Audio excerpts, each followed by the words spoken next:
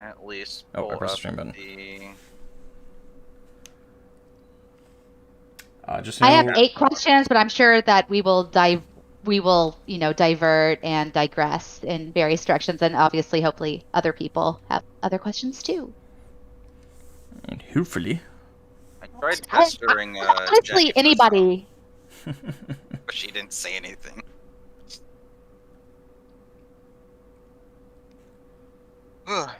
Alright. Anybody can answer these questions in chat if they want to, and you guys are welcome to answer these questions.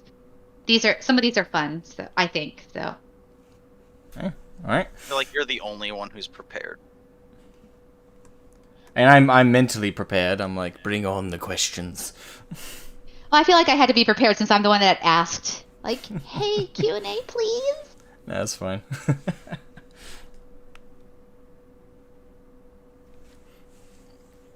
Alright, well, since you're the most prepared out of all of us, floor is yours, I suppose. Well, does Asmon want to open? We can do a quick intro. I'm assuming everyone's fine by going by their names in the Discord, correct? No, it's fine. Okay. So in the call here with me right now, we're just going live now. We got Drawl, we got Kiwi, and we got Mippa. And Mippa is the one who wanted to put together this shindig and put onto a quick Q&A. It's just some general questions about Final Fantasy XIV, Shadowbringers, possibly Endwalker. And besides that, it's just an open floor of questions. Chat is perfectly welcome to throw in questions as well. FF related, Endwalker related, or MMO related. Sure. Yeah, and hi everybody. Thanks so much for doing this.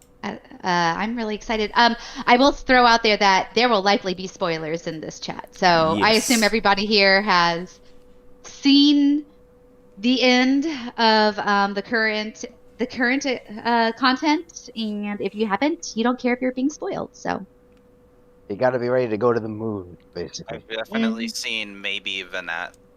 We're not entirely sure yet. yes, Crystal Mommy is. Yeah. The only other Giving us a possibility is it's a manifestation of Heidelin. But Maybe the same thing. It might be one and the same. We Well, already yeah. know Vinay is the heart of Heidelin, so... Mm-hmm. It'd only be like too obvious, I guess, given the Yeah. clues. So I remember, and Asmogan, you also remember I wanted to pick your brain when you got to the end of Shadowbringers, very early on in your Final Fantasy. Yes, I path. do. I tried to keep sometime track around- of you too. So I was like, Yeah, and I remember. Yeah, things got kind of crazy over here. My free company kind of exploded a little bit over on Mateus, so I had to do some housekeeping there. Exploded in a good way. Good explosion. Good explosions. Good explosions. But I think I asked you about picking your brain sometime in Heavensward. Yes, I remember that the video you said I called dibs on the interview was actually when I talked to Drawl, who's also in the call. Me and him just met up in game. We're in the same FC as well, and we just met up and we just chatted, and I just pressed record while we chatted, and ended up being a nice little interview video.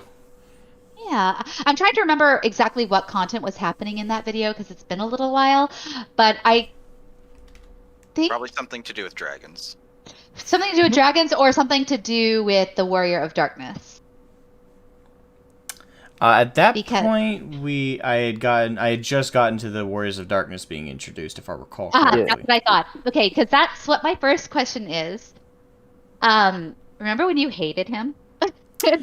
I don't think you hate him anymore, right? He's your bro. No, I like Ardbert a lot now. I hate him because, and credit to the voice actor, that it really sold this overbearing arrogance towards you, and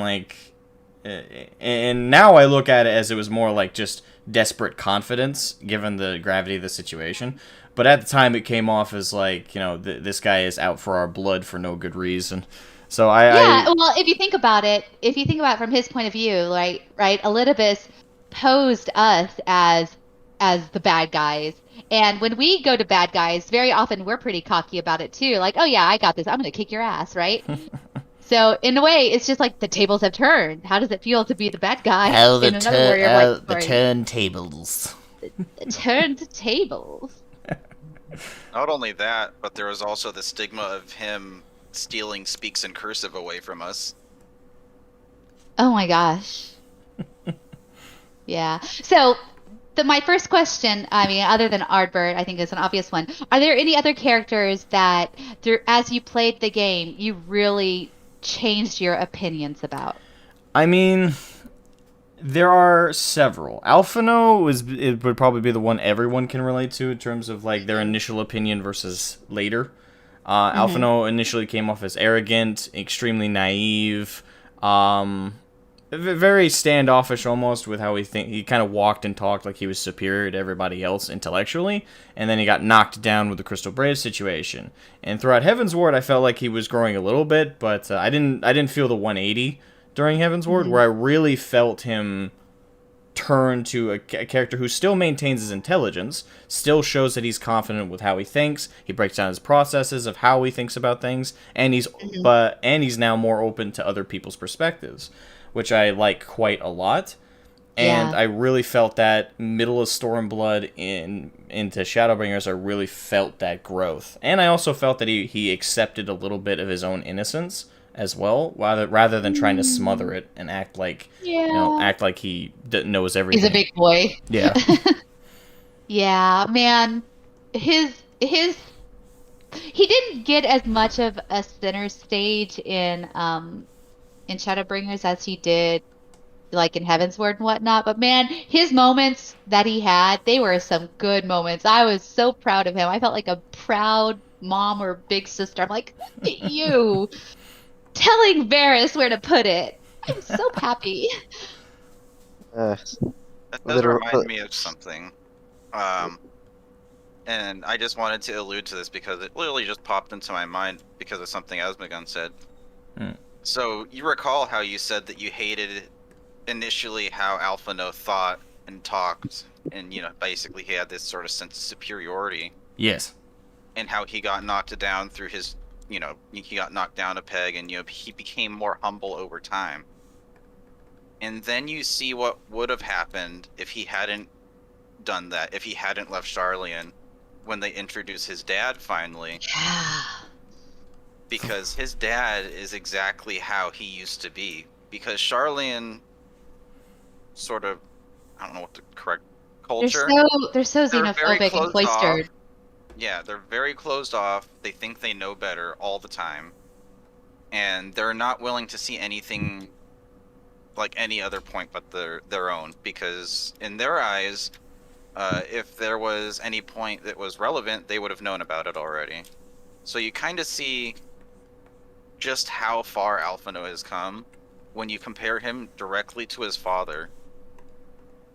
Indeed, and I'm actually very happy that he's grown as much as he has. Because that is kind of a scary thought now that you mention it, is what if he ended up like him? I found it really interesting, since we're on the topic of Alphino's dad and his appearance in 5.5. I found it really interesting how Alice reacted compared to Alphino, to him essentially disowning them. Oh, she was the one. Yeah. Gonna knock on my door. Poorly timed. Yeah. Yes.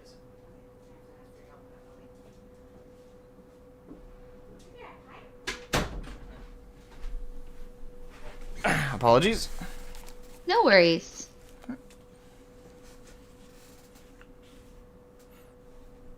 Did I break your train of thought? I'm sorry. Yeah, no. So what I was saying, how Alice responded to the disowning compared to Alphino. She was the one that was really upset, very upset, very emotional, very distraught, and kind of falling apart about it.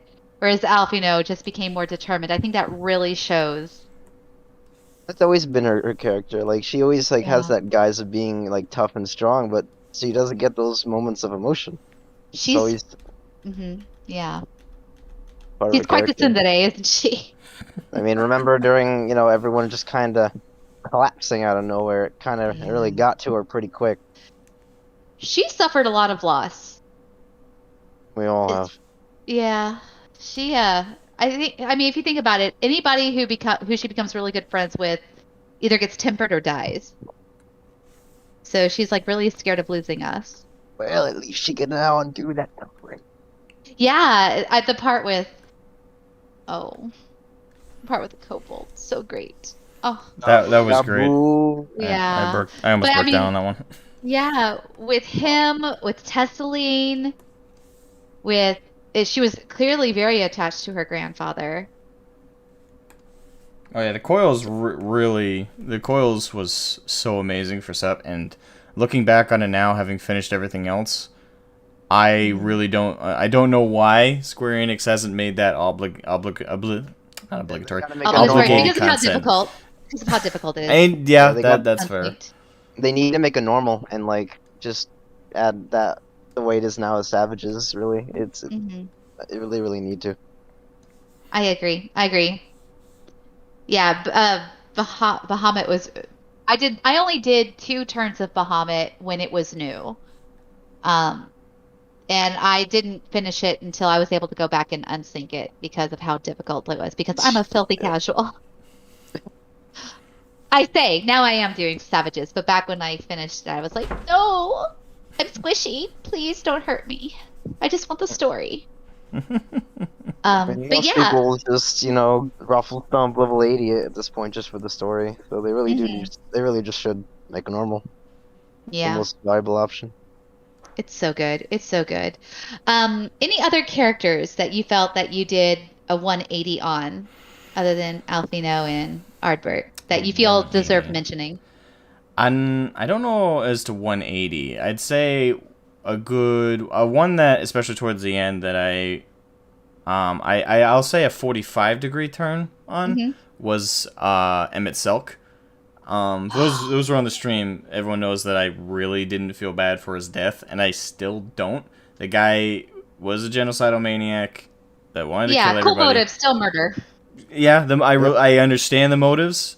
I sympathize with them, but that doesn't result to me being like all sad he's dead. But what I will say is, as I've thought about it, my outward spite kind of morphed into more passive respect. I still don't like him, but I respect the character. I'm a simp for Emmett Selk, so I will readily admit that. But I also agree. Had he continued living, I'm sure he would have overstayed his welcome even more. And the writing staff did such a good job of me loving him and then being downright furious with him over what he did to Grahatia. Mm. Yes. I was like, and at the same time, I'm just like, can I really be? I mean, I can be mad, but I knew this was coming. We all knew it was. Yeah, I feel like a lot of people, they don't really necessarily love him like people would say they love, like, Alphino or Alize. Yeah. But they do pity Emmett Selk because you really get to learn the struggle. Because up until then, Ascians have just been kind of like mustache twirling villains. I will say that was something I was really happy with in Shadowbringers, was finally giving them depth. Up till Shadowbringers, they just came off as the Saturday morning cartoon villains. Yeah, they really did. Lahabray was the epitome of just the bad guy, even down to his voice. Yeah, for sure. Go ahead. Oh no, I was going to say, yeah, I think they really did a good job, and I think a lot of, I think Shadowbringers really heightens, at the very least, the rewatchability of the earlier content, because now, knowing what you know, the first thing I did after finishing Shadowbringers is like, I want to watch every cutscene with the Ascians from square one, because because the behavior is very consistent. They maybe didn't have all of this planned ahead of time, but they definitely looked back and saw these seeds that they planted and said, let's make it. Let's, for the most, emotional impact, let's make this way and this way, that way. And we talk about La Habrea being like the super mustache twirly. I remember some details either in some of the some of the supplemental. There are online, if you haven't read them yet, the online short stories, the Lodestone like ones. They have been recommended to me. I haven't had the free time to. Unfortunately, I haven't had the free time, especially lately, to read any of them. I started reading one of them.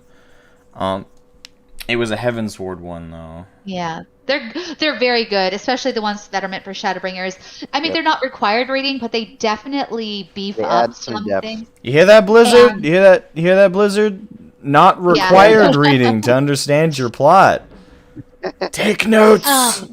But they really give a lot of like emotional fodder. And I can't remember if it was there. I know there's also additional text like what Emmett said. La Habrea does have some really good characterization that I think we might see coming into Endwalker. Like he was the type to burn the candle at both ends, right? And it was because he was fueled by spite, which is a character type that I find very interesting. Like spite is what drove him, and ultimately it drove him to his demise. But I always, this may not be the perfect parallel, but I kind of liken him to Ilberd. I could You see know, that. I can see that. His rage and his fury made him do terrible things. He was driven by a sense of duty to his people. And he was just so like Emmett Selk shit talks us about how we're broken and lesser people, but La Habrea felt it way stronger than Emmett did. Emmett's just like, oh, there may be hope for you after all. And La Habrea's like, no, they all need to die right now, let's do it. They're worthless. Yeah, so La Habrea is interesting, and I'm really hopeful that the new raid series coming in Endwalker is going to Pandemonium. Yeah, it's going to give us a little bit more of him. This is my thinking, and this is what really made me excited about Final Fantasy XIV Endwalker is we get to 5.0 and 5.1 and 5.2 start happening, and there's like, how the hell are they going to make me care about Elidibus? Right? I was like, there's no way this is gonna. Like, I hate this guy. I want him dead. I hate this guy. And I mean, I still like, it was the same thing with them. It's like, yeah, I'm glad that we don't have to deal with this anymore. But at the same time, I'm so sorry, like, so if they could do that with Elidibus, cats, thank you. Sorry, I have a cat that likes to knock things down like cats like to do. Now we're used to that, especially on this Discord. If they can make me care about Elidibus, I think they can make me care about La Habrea. So I'm very much looking forward to that. And I definitely don't doubt. I will be amazed if they can make me like Fandaniel. I will be amazed. Well, you know what's really funny? Ishikawa said Fandaniel's her favorite character. Oh, just because of how extra he is. And she said she can't say why. Just very glad we'll he chose see. a very punchable face body. Ishikawa has already completely blown me away with the writing, so I don't doubt whatever the reasoning is for liking Granddad. I'm curious, and we're gonna find out, no doubt. But jeez, Fandaniel's like, I'm trying to think of a character that people love to hate but love him still. Like it's kind of like I don't know, Gaston from Beauty and the Beast. Like, he's so awful and terrible, but you just can't help loving every moment he's on the screen. It's that level of charm they're able to, they still bring to themselves, and you can kind of see, like, and I like that you use Gaston as an example, because Gaston is actually a very good example of a villain who in terms of the in-universe characters, don't see as a villain. Because he's charming, he's outgoing, he's social, and depending on which iteration of Beauty and the Beast to go with, he's also a war hero. So he's very well liked, and he doesn't actually outwardly act like a dick to everybody. He does to Belle. He does to what's that crony of his name? I always forget the crony's name. LeFou. Thank you. Like he acts mean to them, but even then it's so passive and not so well with LeFou in the cartoon. He was very actively meeting him, but generally he comes off as the kind of guy you'd have a beer with. Yeah, and he was also very goofy in the beginning of the film. Like, most of his stuff was like, oh man, what a jerk. He's so dumb. But then at the end, he's freaking terrifing. Exactly. Yeah, and they it's kind that of portrayed him off unhinged as like a fall himbo. from grace. Yeah. And in a way, I kind of saw that as that was him, like, that was the real him towards the end, is that he just completely let loose all the arrogance that he was kind of veiling underneath that charming bravado. He That had, narcissism. all that narcissism was just below the surface, and what really broke it was just his obsession with Belle. And for him, it was more about like he didn't actually love her as much as it was the idea that someone would spur his advances, and that hurt his that hurt his ego, that hurt his self-image, and that's what really emotionally affected him. Yeah. So I can't wait to see Fandaniel lose the upper hand, because I think we're going to see his true character. Oh yeah. So, speaking of complete 180s, Mm-hmm. and Yes. I might be in the minority on this, and this is not about 5.0 or 6.0, but this is going back to 4.0, Mm-hmm. and it's actually like a 180. I initially really liked Ida / Yes, me Reese. too. and I kind of hated her by the end of Stormblood. Agreed. Absolutely. I think- 100%. Yeah, I agree don't with know that. if it's due to her character, but I believe it's due to how she was written.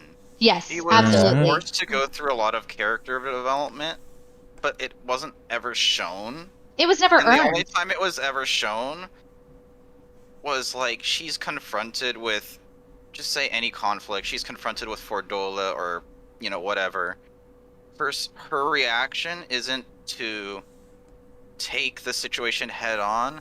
She's always just shown to ask like, "Why is everyone fighting?" And then she breaks down and starts crying. Here's Yeah. here's how I've kind of seen her, and I'm gonna bring like a little bit of an example in with this. And when you talk about Lise, like my greatest like reason what made me really just not like her from Stormblood early on was she was a Scion. All right, we all know this. She was a Scion of the Seventh Dawn from before the Calamity. She knows how primals work. She knows what tempering is. She knows all of this stuff about Eorzea. And in that one particular part of Stormblood, where we're all gathered together, everyone from the entire land of Alamigo, to discuss leadership of the nation. Now that we kicked the metal men out, Mm-hmm. the snake ladies show up, the bad ones, right? Yeah. The mhm, Kayana, mhm. they show up, and we're all like, we literally saw them get tempered. They were tempered by their goddess. Yeah. And we even have a dialogue option of once you're tempered, you're always a thrall here. Lakshmi, And- please temper me. And it's like we still let them in, and even though it's kind of like this is like a bad idea, and Leash just is like, yeah, I mean, she has this idea that she can bring unity amongst all the people without any real logic behind this. At the very least, before letting him in, she could have invited, Mr. Cursive Man or Yushtola to come in and maybe, survey the ether of the area, make sure everything's safe. Yeah. Right? They probably could have found those crystals in the fountain before they summoned Lakshmi. They could have made sure this was safe, because if you're tempered, the only thing you live for is having your primal that tempered you show up and rule everything, because Mhm. you're controlled by them. But Yeah. she just lets them in. They get up, bam, and then it's me and Arnvold. It's us and Arnvold trying to, keep these stupid orbs away from everybody, and then. Bon and Lise try to get everyone out, and then bam, more tempered people show up. Mhm. And what does Lise do? She runs to get Fordola, who could have very well just said, "Nah, fuck off." Yeah. Yeah. And That and was. now what? She had no reason to believe Fordola would Do you actually. know what she help. reminds me of? Do you know what she reminds me of? And maybe this is a little What's that? spicy. She reminds me of a Realm Reborn Alphinaud. Mmm. Ooh. But he never got the Mm. accountability. Yeah. That Alphino did. Nothing that she got, and she got to be in the center of the freaking musical number at the end. She did not earn that. That should have been Raubon. I agree with that. I agree with that. Nothing Robon. she did felt earned. Nothing she did felt earned. And that's honestly the saddest thing for me personally is throughout, and I maintained this when I was asked about it when I was in the middle of Stormblood, when I was in the middle of the Stormblood patches. I've been consistent on this. Robon should have been the main character of Stormblood. Yeah. He should have been the country. It's his country. We had way more setup with Robon yes, and he had Ilberd. more setup for sure. There was so much the writers did. And more Pippin. Yeah. It felt like something that we should have seen, that this arc of him coming home, seeing what's going on, doing his best to help out, but he's been so far removed. Maybe show some backlash of his decision to leave. Show the people angry with him, like you're the mad bull of Alamigo, but you left. And Ilberd was right. Yeah, and show that Ilberd mentality was actually almost tame compared to some of the people who had so much anger built up. Also something. But for some reason they went with Lise, and I don't know why. I feel like they were trying to write her out of the story because Palpalima was gone. That's probably why. There's two things that with Lisa that drives me really mad. She's a scion, so that means she has had a thesis accepted by Charlene. Well, no, correction there. Actually, correction. That was Ida. That was Ida. That was not. It was Lise. Ida. Papalimo. Tattoo fake? Yes. They Remember when he died. Remember when they faded when he died? Yeah. No, she did not. She did not have that. So. But second point is, and this really relates to the Raubon discussion we just had. She feels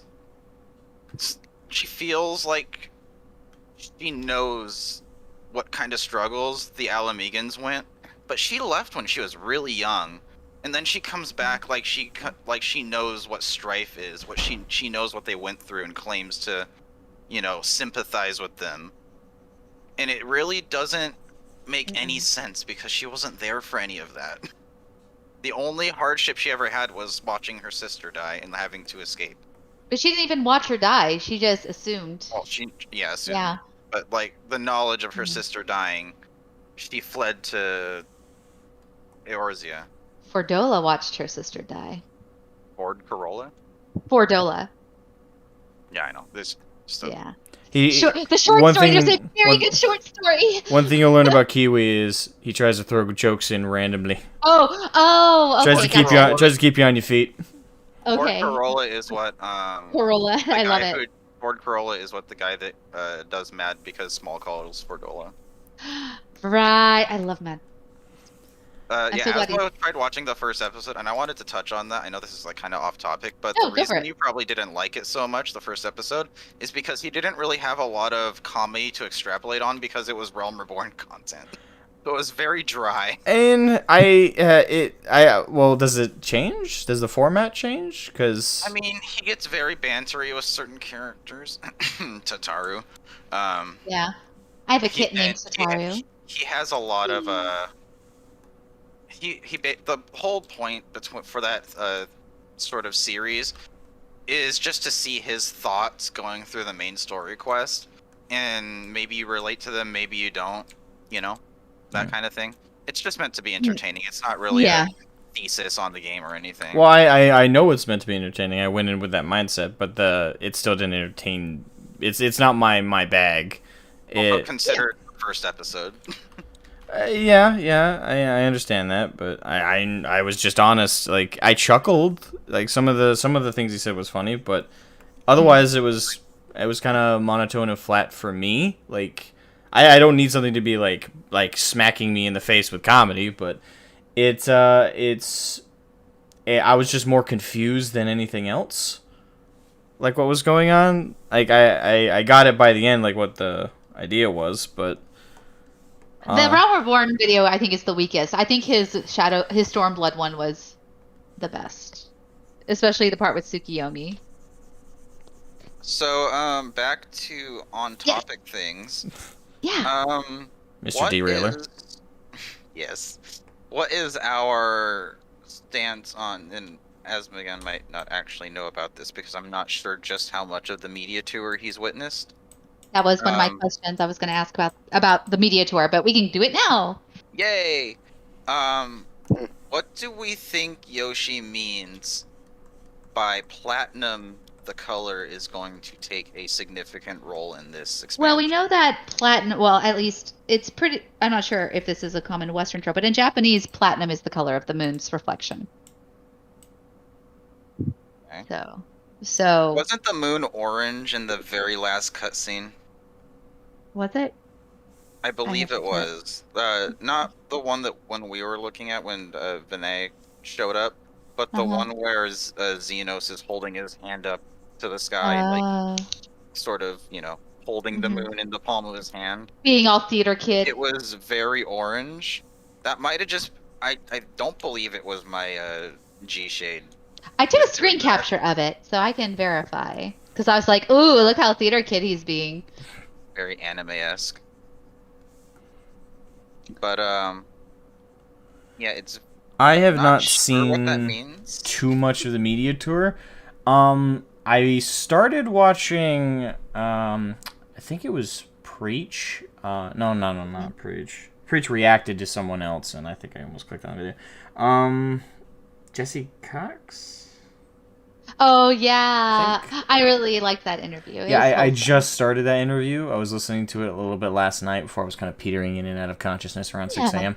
But I started watching that and listening to the conversation, and I really like how Yoshi talks to everybody. He's very matter of fact, very social. Like very down to earth. Yeah, it doesn't come off like, you're talking to a through the veil of PR. It feels like he's just talking to you.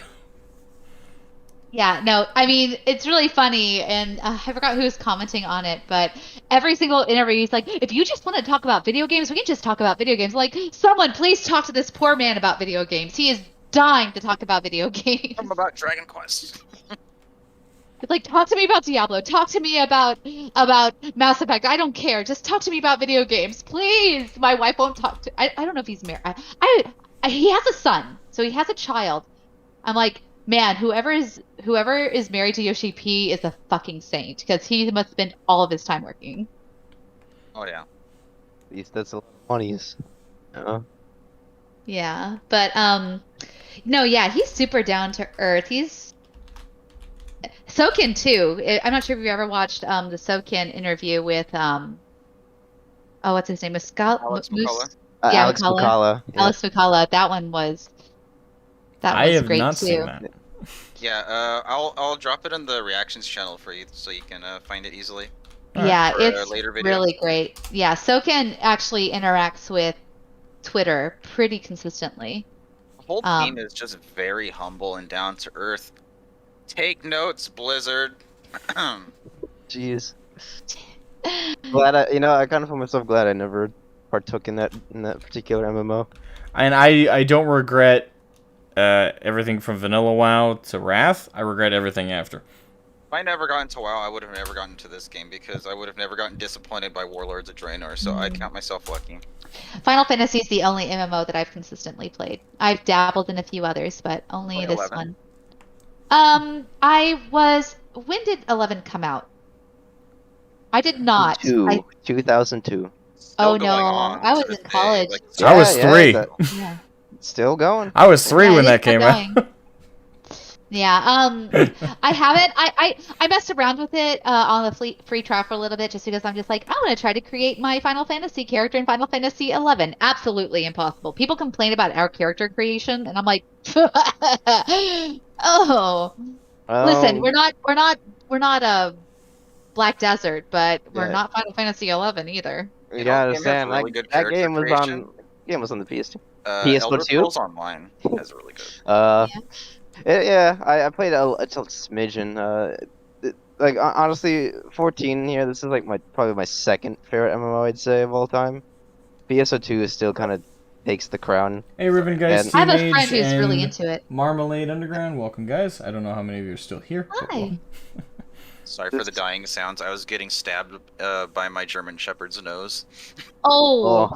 Oh no. Pay Um, attention to me. So, let me ask another. Since we're talking about Endwalker, so you haven't followed too much of the news, but is there anything you've heard about Endwalker that you're especially looking forward to, other than the MSQ?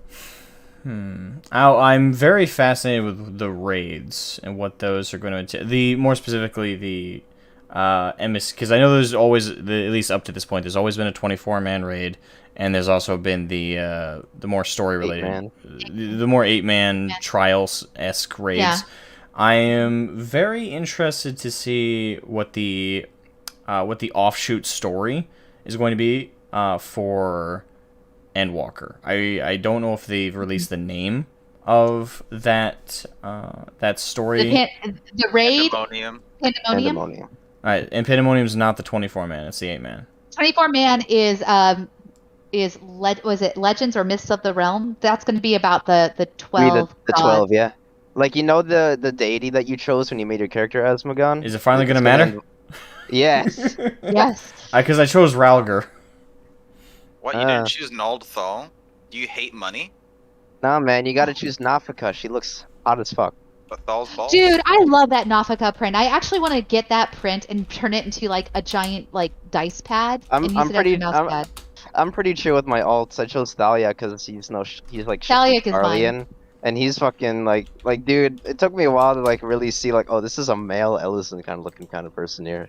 This guy looks very androgynous, I gotta say. Like, have you ever seen the Ewer card from Astrologian? That's Thaliak on there. That's hard to tell. Is Thaliak the fountain statue in Old Charlian? Yeah, it's hard to tell. That's like, I was like, that's a dude. Yeah. Oh. That was funny. I'm pretty sure for anybody who's been part of this Discord / community for a while, at least while I've been a part of it, what I'm most excited for, other than the MS and Walker. Yeah. I mean, I've got my Fantasia ready and I've got my DAT file saved. I'm gonna log out right next to the racial gear vendor so I can see what the Hempen set looks like day one.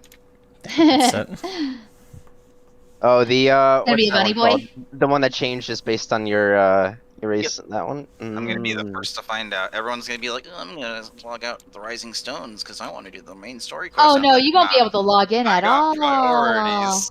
No, I'm logging out in my by my house or in an inn, so I don't have to worry Probably about log off on a congestion. different I'm not server, saying so where I I'm don't logging in know. or out. Because I'm going to keep it a secret. Oh, smart. Afraid that the entirety of your community will just circle around when you come back. I mean, you guys have been thankfully nice about it so far, but I don't put it past you guys. I'm prepared. Let's see what. This is the one that I was really excited to. What's a quality of life thing? So, like for example, they've added the new map, the new navigation map system, which is so beautiful and so awesome, and I'm so excited about that. If you haven't seen it, you should totally look. But is there any quality of life change other than the obvious, the glamour, the glamour system, and all that jazz? They're working on the glamour, but is there anything quality of life that you would like to see in the expansion that you haven't heard anything about? Would housing be another one I can't say because it's obvious? Yeah, they're doing housing. Those are obvious. Housing's coming. Alright, so not obvious. I mean, Like think about like WoW or any well, that's other the game that thing. you played. That's exactly why I'm the worst person to ask, because all of FF is a quality of life upgrade for me. So looking at it like, what is flawed about like the systems? Honestly, Everyone I talks about Final don't. Fantasy's rights. Let's talk about its wrongs. The only thing I don't like, and I don't think probably most of the community doesn't agree with me, is the retainers. I'm not a fan. What would you do differently? I would personally, I would curb blanche the retainers and just market board me sell. Like I understand that that's not going to happen because part of the Monk Station store and So much money money making for you. is selling retainers, so you can have multiple of them. There's never going to be an encounter where you encounter a market board but not a retainer bell, like right next to it. Well, no. It's things. I just want to get rid of the retainers because I'm used to WoW, which is if you wanted to sell something, you didn't have to go through a retainer and. There was no limit to the amount. Yeah, of I things could you can just sell? put stuff up. I could just put stuff up on the market and sell it. True. You were But literally that it. You were the also- end all be all, and for me, like I consider that the only like negative. And a lot of people really like the retainers because they do more than that. And you know, I it's just me personally in terms of my preferences. I would consider it at my current state a quality of life increase if we didn't have to do everything through the retainers. They make me money. Yes, but Yeah. in WoW, I made me money. So something interesting, I'm thinking about it. So a lot of the quality of life changes that I want from in Endwalker that I haven't heard talked about. Actually, I heard one of them talked about for the first time on Mr. Happy's Monday stream. I take a lot from Star Wars: The Old Republic because that's like the only other MMO that I ever completed a quest, like a full story on. And there's two things that I found very interesting that I think would be huge, really interesting to have. The first one, well, three things. The first one would be to have static facial expressions, static Yes. emotes. ESO has that too. Yeah, like in SWOTOR, you could change your expression. If you wanted to be sad, you could change your expression to like be perpetually sad. You could change it to be perpetually smirk, like yeah, I'm a smartass and I smirk all the time. You know, you could change your character's expression to be that way everywhere. And include- maintain it, right? Yeah, and Yep. maintain it. You didn't have you toggled it on and off. You didn't have to create a macro. Like everybody wants the read macro to be an endless loop. Yeah, I created one for my home phone emote. Yeah. I Yeah, made but you a have to read click one it that like lasts, every a 1 30 minute. seconds. Yeah. Or 1 minute. Yep. So that's one big thing. The second thing you were mentioned is just, and this only came up because you mentioned the retainers. In SWOTOR, you have your MSQ is dictated by your class, right? And so it's a completely different system. But the characters that you can send off to go fetch things, to go gather things, or whatever not, are your squad members. So it would be like you attain a scion through your quest, and then you send the scion off to go do all these things for you. And I'm just like, man, wouldn't it be cool if your retainers were like, and they did this in 1.0 too. You had a companion, you had a custom companion that you met in your story.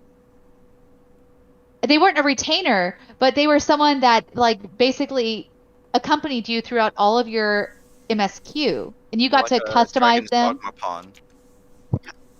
Kind of, yeah. And you could I believe you could customize their appearance and their behavior and everything. It And hates it was, fire. yeah, it was so cool. And I remember hearing about that. I remember Cool. that. I like that. Yeah. Don't trigger Asmogan. Yeah. But that would be all you would do. I mean, and so not what you're asking for at all, but I was just like, man, wouldn't it have been cool if your retainers had like some sort of like story relevance? I mean, I would be happier about them if they were more active. I mean, but and as it stands, I'm just. And the thing is, I'm not even necessarily saying like we should get rid of retainers. It's more like the function of the market board part of it. Like, just let me put up stuff on the market board. Like, I don't like that I have to go through the retainers. That's my only thing about it. I believe it's an economy thing. I believe they do that to prevent bots from flooding the market with things because we do have a prevalent bot issue. I think. Yeah. No, not compared to classic WoW, you don't. Trust me. Well, that's And- because you don't see them because the game is so spaghetti code that they can literally teleport around. And Yeah, they're almost invisible. never seen. But also at the same time, most bots I don't think would spend the extra money to have 10 retainers. Exactly. I They only believe have the that's 2. why they keep the retainers intact. But They're another also a thing, relic of 1.0. another thing I just thought of that would be a quality of life improvement, and this would be a godsend to anybody who cares even a little bit about glamour. Yes. Anybody in here who's played WoW, probably except for you, knows that WoW has this page where you can view all the armors in the game, all the weapons in the Yep. game. You can preemptively preview Transmog. everything. Yeah, the transmog system is actually how you apply them, but there is a tab in like your appearance settings, where you can like if you've acquired a piece of equipment in the past, you can actually do like a little preview thing and look what it looks like on your character and mix Even and match. unacquired stuff, you can see where it drops. And Oh, where you really? need to Did go they? get That's it. amazing. Really? I always thought it was you had to have acquired it before. The stuff that's acquired shows up at the top, and then the stuff you haven't gotten is just in like, I guess, alphabetical order or something like that. Oh, okay, I didn't notice that. I usually just assumed it was always the Just gear like I everything in the game acquired. I know this game doesn't have it, but you can also even in like see like what enchants would look like on certain weapons and stuff like that. That's really cool. Yeah, I would not be surprised if Yoshi P said that they're working on the glam thing. It should be rolled out, what, 6.2 maybe? Hopefully it's something closer to that, because I think everybody knows that the glamour thing is going to be a bigger and bigger problem the more content is dropped. Absolutely. Especially with the push to try more and more jobs as they come out. Yeah, and there should be a one-job person. Me too. Or I used to be a caster only, like a caster healer only person. I would only do disciple magic stuff. But then COVID happened. I'm like, you know what? I'm out of things to do, and I want to do these roulettes, but I'm wasting I still had to XP. work. I was essential. No. Oh, I'm sorry. It's okay though. I know it's technically not something that's it is technically quality of life, but we already know about it. But I'm just very happy about it. And Asmogan's probably very happy about it too. Is the fact that tanks' ranged attacks are no longer going to break combo. Yes. Thank you, Yoshi P. Dark Knight's gap closer flippy thing. What is their taunt? Do they just have the gap closer? I don't know if they actually have a ranged attack. They do. Which one? They do. It's on my shift. It's on my shift Yeah, queue. They do. Yeah, it's ranged, Warrior and you can actually get a little bit of health back using it too. I think it's unmend, if I'm not mistaken. Unmend. Yep. Okay, that's right. It's like the life drain thing, right? Kind of. Well, it does a little bit of damage, and you get a little bit of health back, but nothing so substantial you would spam it. It's literally an attention grabber. That's the only reason to grab it. Enemies, That's what it's most for. Is putting you at the top of the enmity list. When are they just going to include the Beyblade soundtrack for Warriors? Again and again and again and again. It's not even Fellcleave though. We're just getting so many spinny attacks that it's crazy. It's beautiful. I'm so excited. Well, the better question is which Beyblade theme song? Original season 1 theme song. I say Metal Fusion. I say you're wrong. And I say you're wrong. Anyways, Are you talking about the warrior, like the huge like downward slam? the spin? Unga. Yeah, that one. But we also have the fucking the Gundam Epion meme. we still have Mithril Tempest, which is just like we might as well take off because we're a helicopter. I like it all. It can be spam. But yeah, going back to Ardbert, this is something I've personally chosen to do for my playthrough of Endwalker. Is I'm gonna go through as a warrior. I've never tanked before, but on like. Oh, I know. It shows. Yeah, shut up. Oh. You're also learning how to heal. So. I know. I'm totally acknowledge that. Are you saying he dies a lot? Because that could go both ways. That could be either of your fault. It's less that he dies so much, and more that I don't do that anymore. Shush. our first couple runs was when I was first learning to heal, and he was first running tank. He kept forgetting to turn tank stance on, and so he wouldn't be holding enmity and aggro. To be fair, when We you all have do it in that. your mind, We all do that. When you have it in your mind that that's also a quality of life change I would like actually.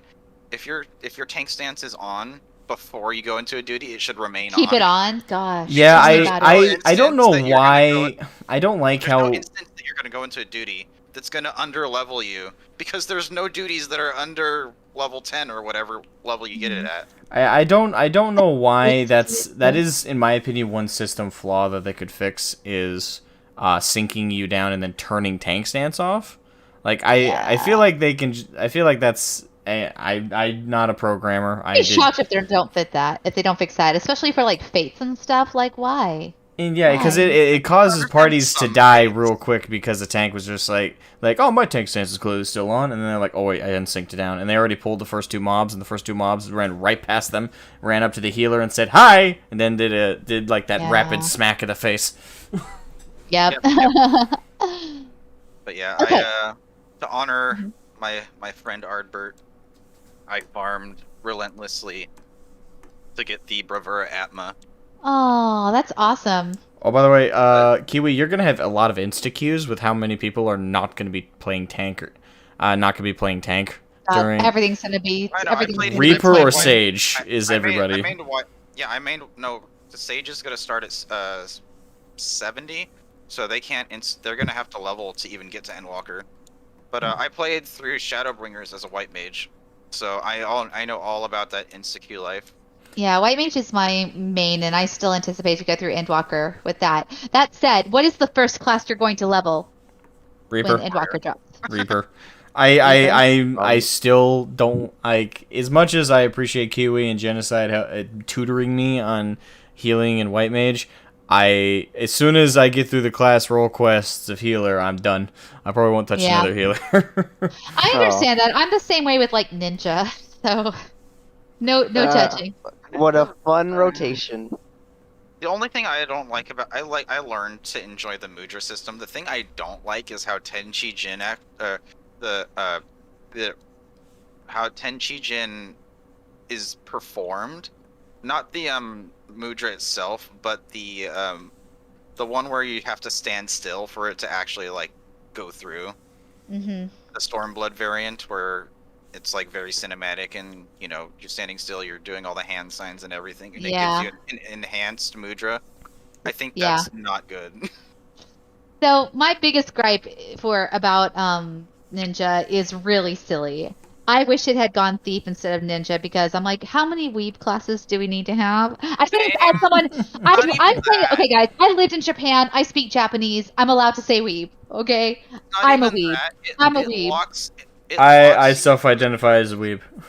It locks you to a certain glamour aesthetic. You Yes, cannot exactly. get out of it. Exactly. What if I want to be just like a knight? What if I just want to be like a stabby cat and, What if, just want to what be if a an archer jerk? just wants to be a ranger? Why do they have to? Yeah, be a why can't we have bard? some ranger glams? Please, give me some, like, non-Orientalism ninja stabby thief outfits, please. Or give us another class, please.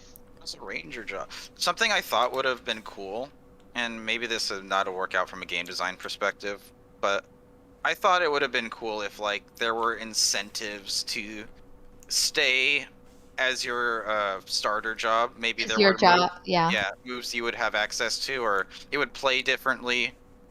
Like you could, like in Dragon's Dogma, you can, like you have the vocations where it's like, okay, you have your main 3. You have like the thief class / hunter. You have the mage, and then you have the warrior, and then those go into the warrior having 2-handed weapons, and then they have the assassin, which Asmogan disagrees with the nomenclature on that particular vocation. Wait, what's the Why? nomenclature on what? You don't like Assassin? how assassin is named in Dragon's Oh Dogma. yeah. I hate it because it's wrong. It's wrong. It's a then they cross just between warrior and strider. Okay, that's called a ranger. Last I checked. Yeah. And then, Like, how is it an they assassin? have ranger assassin. The ranger is more of an actual assassin than assassin. You know why? Because ranger still has daggers and a longbow, while Oh. while assassin has a short sword, shield, or a short bow. Yeah, Why would yeah. an assassin need a shield? How is that an assassin? How? Please, developers of Dragon's Dogma, explain to me how that's an assassin. Dragon's Dogma a Japanese game? It's Yes, it's made by it's Capcom. Okay, Yeah. well, hold on. Let's see what the Japanese is. Let's see what the translation actually is. That might be where the cross wires are coming from, but I'm just saying, based on the English range- translation, I'm The confused. ranger job they have wields a very heavy compound bow that is very slow firing, so I believe that's why they just morphed it into that, because they didn't really have any other sort of short bow vocations. I think what actually happened is someone wrote had 2 sheets of paper for like the classifications. It was late at night. They were in the middle of developing the game. Someone came over and just switched the Their names. homework. And it was like, yeah, that makes more sense. The next day, they're in the meeting, and they're like, all right, so assassin can have a shield, a short bow, and a short sword, or daggers. Wait, wasn't that supposed to be? Yes, that's assassin. But yeah, so my original point is they can even go further beyond, and they have like the Okay, mixed Goku. classes. Where like, they have the Mystic Knight, they have the Mystic the- Knight. Magic Bow, can't remember the name of it right now. It's literally Magic Archer. Magic Archer. With a K, not a C. But yeah, I would have liked to see maybe that could have been something that would diversify playstyles a little bit in this game without having to add like a full-blown talent system that's like Yeah. a nightmare to balance. Like, Gosh. wow. Well, the only reason I think that would not happen is because the class versus jobs thing is entirely 2.0. It's completely gone by the time you get to Oh yeah. Heaven's Word. And I would not be surprised if they do if they win, I should say win, because it's going to eventually happen. When they like completely overhaul the system, they're going to probably get rid of the Conjurer to White Mage thing. I would not be surprised if they got rid of that at some point further down the I line. think they would, because that means they would have to just get rid of the Conjurer's Guild, Well, they would just change it. They would just change the name. I guess. Something. God, I forgot what I was gonna say now. Yeah, you Okay, can remember. somebody I else believe in go. you. Somebody else can go while I try I to remember. Okay,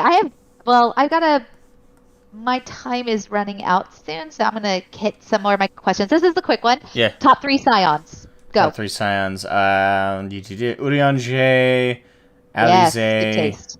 and Urianger, Alize, and current, right? Not ever.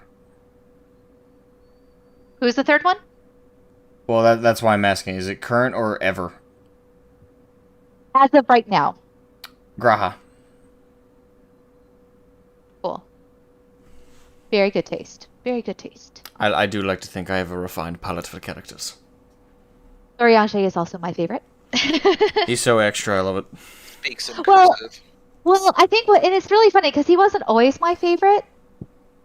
I mean, you kind Because- of don't really like him for a good portion of the game because he Well- just keeps fucking lying to you. Yeah, but here's the thing that I didn't grow to appreciate him until I went back and rewatched all of the streams of the story. And it was, I think what really cemented it was when I rewatched the Moenbrita questline after she dies, and Urianger tells us about how he kept Louis Sua's true intentions from her. And I was like, wow, this boy really be sketchy all the way back then. So he's really kept secrets from his loved ones from the beginning. And I was like, oh, wow, what a great character. Even his secrets have secrets. Yeah, but there's the secret characters that are frustrating, and he can be frustrating at times, but overall I'm just like, oh man, I can see that was really hard for you. Like, Shadowbringers really shows us how much keeping secrets is a burden for him. Yeah. Man, I mean, he's doing it all the time. He's just like, every time he's like, why do I got to do this, man? I will never forget. And by the way, one of the voice actors I was happiest to hear was, and I've only ever heard this voice actor in the video game Vampire with a Y. That voice actor who voices the main character in that game voices, I believe they're the same anyway. They sound identical, if not. But voices Urianger. And when I heard that voice, I was like, oh my god, they hired the perfect voice actor to replace the original voice actor for Urianger. Yeah, because Literally the could not have voice picked a better actor is person. amazing, too. I did not. I mean, I love Gideon Emery. I did not dislike him as Urianger. There were several Realmer-born actors that I like a lot in other things. They just didn't have a director for I'm a sure Realmer-born. They didn't have I'm money. sure Shroud can tell you how much he misses old Meryl Webb. Everyone misses Meryl Webb. Her I English, do. her Realmer-born actress was the best. I'm still shocked. There isn't more simps for her. Honestly, like amongst the community, I'm like, why am I like? You are correct. I feel like I'm alone on the island of like Myrtle Wib Queen, and everyone's like, nah. I think a lot of people like her. He voices So Barrett in Vampire. Oh, wow, there you go. I know a lot of Meryl Webb simps. They just all happen to be women. Wait, am I the only I guy? was born in Ulda. I do not care for Loophole Lima Bean. Loophole. What? Loophole. That's what I called it before I actually like bothered learning the name of Limsa. Oh, yeah. So, anybody else want to give their top 3 scions, if you have them? Since we're all here. I feel like I'm cheating by saying Urianger, but I've just come to love him so much because of just how his voice actor delivers the lines. Oh yeah, he's great.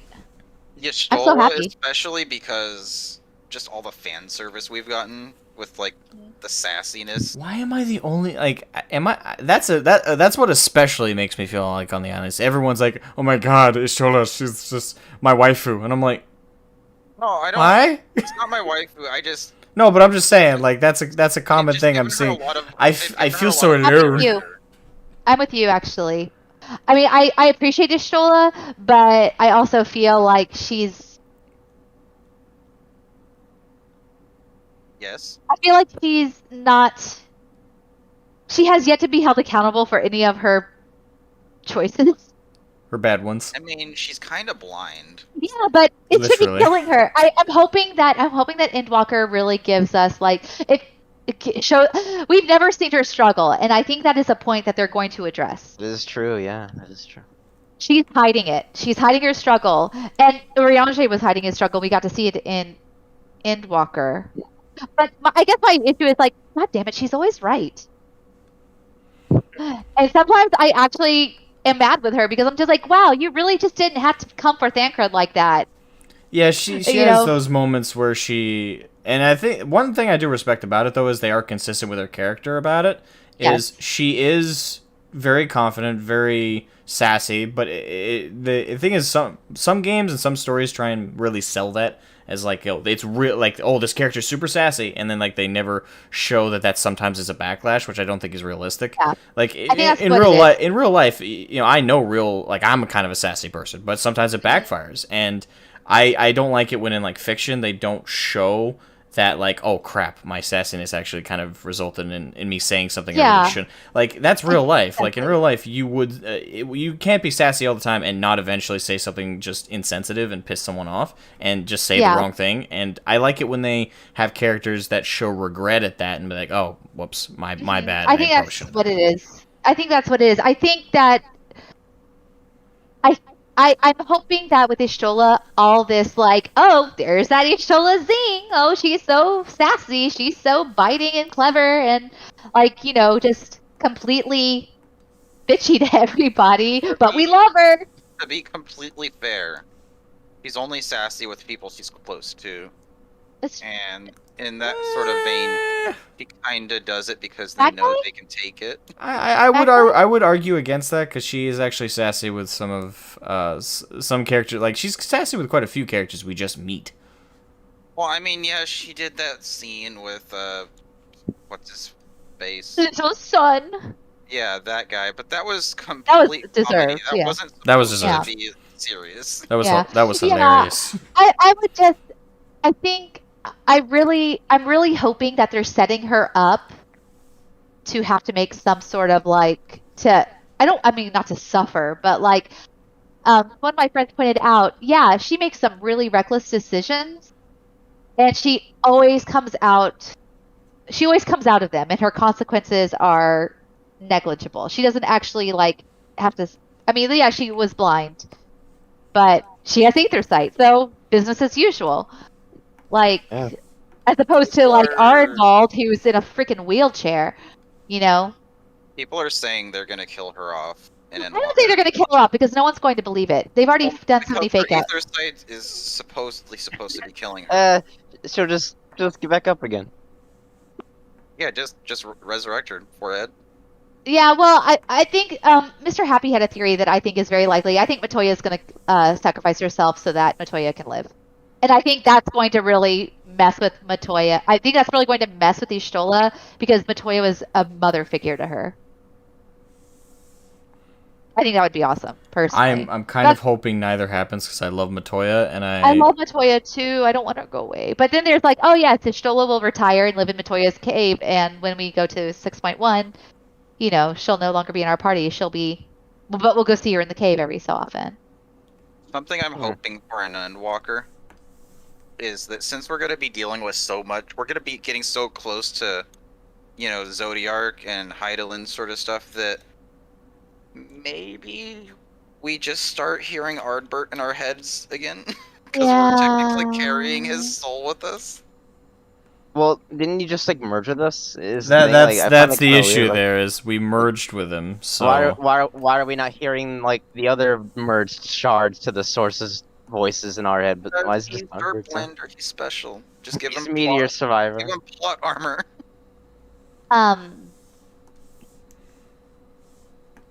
I like Y'shtola. I think that she's got a hubris problem, which is very common in black mages. I think. She's a sorceress. Yeah, sorceress. A combination of the two magics, but not like a red mage. I think in many ways, I feel like she feels like, you know, she can get out of any problem. Yeah. Or she has a death wish. She actually is trying to kill herself because she actively does this stuff. She's reckless because she's like, I know this aether sight's killing me, so I might as well do as much good as I can. YOLO, right? Mm-hmm. That's also possible. But I want to get inside her head. We have not been inside her head, and she's very unflappable, and I want to see her flap. I feel like a lot of that's gonna come out with Charlene, especially when she's arguing with the forum. Yes, I hope so. I want to see her rattled. I want to see her lose her cool. They need to show how she just falls down in the cinematic. Right, how she like walks into the walls like this wasn't here a moment ago. Just gonna walk into this desk. Yeah. So I probably need to head out soon, but I do have one more question that I think is that I hope is a lot of fun, and I want you to just go completely wild with this answer if you can. So imagine this: Yoshi P holds a contest for any player of Final Fantasy XIV to bring a new piece of content into Final Fantasy XIV, and you win. It can be anything. It can be a new raid. It can be a quality of life thing. It could be a crossover. It can be a new class, a new grace, whatever you want. What would it be? I have the devil and the angel on my shoulder right now. So all of you can answer this. The narcissistic part of me was like, I kind of want to put Seamus in the game, just as an NPC. That just talks shit. That just talks shit. Oh, we already have Giot. I know. Actually, that would be a perfect place to put it. It's just Giot and Seamus just bantering back and forth while drinking. That's the narcissistic part of me. I would say, for like a more serious answer, I would love for them to do a raid series. That's kind of an 8-man series, but it's all about highlighting certain devs with the bosses. Like each boss represents one of the devs, one of the key devs, I should say. Obviously, they can't put every single dev in there, but I would have them at NPC or have them create their own. I'll have them really stylize their own, and then have like the 3D artists and 2D artists obviously put it together. But have each of the devs come in and have a say, and like oh well, this is a part of my like personality that I think that you could kind of bring out aesthetically in the character, like, and make it subtle. Like don't just put like character models of the devs in there, but like actually like put like something that represents their personality, and even put in the name, kind of do like I don't know an anagram of their name as the boss name. I think You heard it here, guys. Wandering Minstrel Zodiark. I would be- absolutely that would- love that as a raid series.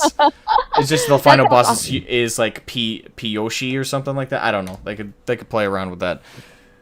Soken would be like his fight would be like music. Yeah, I know, and have a bunch of That'd be a really debuffs, good have a bunch of debuffs and effects that Silence go. us. Oh, that would be beautiful. I'm sorry, that for me would be an amazing. If I could put anything in the game, I would put that in there.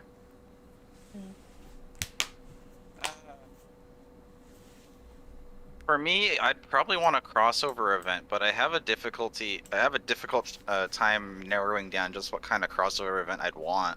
Yeah. Because there's so many armors and just cool cosmetic things from other games that I'd like in this game. Yeah. Yeah, I feel that. I feel like the most obvious choice would probably be like, I don't know, maybe like a Dark Souls crossover. Damn. Now we're going hard. I mean, we have our Bloodborne glam, so. I mean Len Lunatic, thank you for the super chat. Thank you. Ishikawa doesn't do tank busters, only feels busters. Word. More gills for the cause. At least for the what's that set? The latest set for the Yulmar Homestone things. Those are very Dark Souls-esque armors. The Crypt Lurker? Yeah, the Crypt Lurker set. Yeah. Mm. It looks like the Alva set for like the. Really? I kind of thought they were more Bloodborne. Really. I guess it's just the edginess. Maybe. But also quality of life for Endwalker. Can we please spin our umbrellas? Oh man, that reminds me. I want fashion items other than umbrellas, please. We Give have me a one teacup. more. They You have do the- have Give the me a wings, pipe. right? Yeah. Give me a teacup. Give me Yotsuyu's pipe. Give me a book. Give me a backpack. Give me the squat emote that the pirates are doing outside that bar in Limsa. That's the Mikote. Isn't that the Mikote mail? No, because they have other people doing it in the Mikote mail. Oh, okay. They don't have their heels down when they're squatting. These guys have their whole feet on the ground, which is the proper way to Slavic squat.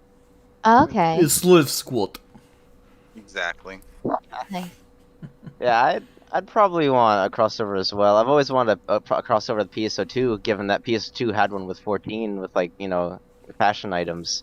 Oh. And there'd be plenty of bosses that they could pull from. And the story of PSO2 is so similar to 14. It'd be like so easy to kind of mesh a bit of crossover with it. Much better than the Nier raids, which their story is kind of not really existent. Yeah. Which I kind of found sad because you have Nier, you have 14, both of them with really good narratives, and they didn't do anything with it. Yeah, they. Also that have was the Monster Hunter Course. trial. Yeah, that one was fun. It was just like, again though, it's like that game you didn't really need any narrative, but I was really hoping there'd be some cool way to get Nier stuff kind of in 14 in some way. But Very surprised we didn't get like a mount that carried us like the Magitech Deathclaw. ah, But like it was the but, like, little the drone things. little pod we're holding on with it, that'd be nice. Mhm. I would love that. Yeah, Do definitely. you think the mouse is ever gonna let us have a Kingdom Hearts crossover? Oh, I wish, but no, I don't. I don't have any nostalgia for that series, but I've never How played dare it, you. but some I people- never well, some either. people All of have. you are uncultured. You know nothing. My problem is I like to play a Played the game if I can second get. one a little bit. I don't like playing a game where I can't unless like it's like a version of a game where it's like you don't have to play the past ones to know. But if it's like one of those games with like a whole story beat, I don't like to just jump in out of nowhere. And the problem with Kingdom Hearts is it's just so spaghetti that I don't even. I do have a That's- I have Yeah, but- nostalgia goggles full. I fully. For me, I just love Kingdom Hearts so much. I grew up with that shit. Like that is a huge chunk of just. I love those games. Mm. I do have a question for everybody here in the chat. Hmm. And this might be difficult for some people to recall on because Ooh, yeah, sometimes of course they're I not can. super obvious, but favorite Easter egg to a non-Final Fantasy game in 14. Oh. I don't think I can answer this one. I mean, oh, this one doesn't count because it's not Final Fantasy XIV only, because I love Biggs and Wedge. No, I know what it is. The biggest Easter egg are all the Gundam references in the Star of Werlit trials. I love those. I love the Sapphire weapon. See, my favorite, and I've explained this many times before in this community, is Keeper of the Lake, because it references my favorite Squaresoft game, Einhander. Einhander is the first boss, and there's also other dragons in the dungeon that are named after certain ships in the game. You have That's cool. Endymion, Estrella, and I believe Hyperion shows up sometime. That's cool, yeah. Honestly, I just really like all the funny titles they have for like the fates and stuff. You know, they're always like different things from different our pop English culture. localization team is actually just like a bunch of It's amazing. like absolute units. Yeah, dude, it's so fucking good. They're always so funny too. Like I always like, oh, yeah, I get it, you know. So, Yeah, this game wouldn't be nearly as good as it is without Koji Fox. Oh gosh, this guy's living the dream. That guy is living the dream. Like he is like god tier weeb dream come true. He's always happy. You never see him sad. I mean, I'm sure he is at some point, but man, can you blame him? He's been a Final Fantasy fanboy for most of his life, and now he gets to work with all the greats. Same thing with Yoshi P. Yeah. Oh my gosh, and now the creator of Final Fantasy of the entire franchise has finished Shadowbringers, and which is crazy how fast. Like I heard he was playing through Heaven's Ward what feels like a couple days ago. Like people were like, oh, he's been he no-lifed it like to the highest degree. Sakaguchi, he went like speedrun mode, but he didn't like just skip through it either. He actually favored it. Actually played the story and everything. I just imagine, like, can you imagine being a fly on the wall in the room while he's playing? He's just, like, his eyes are, like, almost sunken in with how many hours he's put in. He's probably sobbing, too, because I'm sure, like, all the homages to the things oh my that he god. did In Shadowbringers, especially when we faced off against... When he gets to 5.3, I know, right? Like, he even changed to his glam with the Warrior of Light garb. Yeah, he went to the Warrior of Light garb. I was like, oh, man. And he was doing it throughout Heaven's Ward. I'm like, man, I hope he keeps that glam for 5.3, and he did. He wore it for 5.3, and I know a disappointment. Some people thought, kind of were disappointed that he didn't really react to Kefka as much as they wanted. Yeah, did he do the Omega raids? Yes. Okay. He really liked seeing Alpha. Aww. But people were expecting him to react a little bit more to Kefka, and he just kind of didn't really. It's he didn't say anything bad about it, but people were expecting a bigger reaction to it. It might be one of those things where he personally probably may not have been more as attached. Like I know with like creators in particular, like when you write something or put something together. I know from like my perspective, I'm coming from like the small stuff I've done, but I think it's comparative, where when you write stuff, certain things you write in because, you know, they're elements that you have to, like an antagonist and the motivations of that antagonist, and you might actually really like it, but in hindsight, you're like, I liked this thing more than I liked this, and then in your, like, as you look back, like, for example, maybe he looks at Kefka as, like, oh, that was a necessity for the story and for the plot and for that, but I'm not as attached to it personally as I am other small things that other people might not even remember from the story and from the game. He may have been spoiled on it too.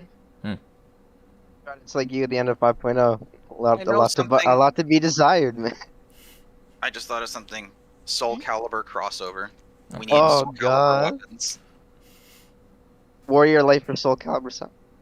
Give Monk Talim's what do you call it? I can't remember the give Monk weapon.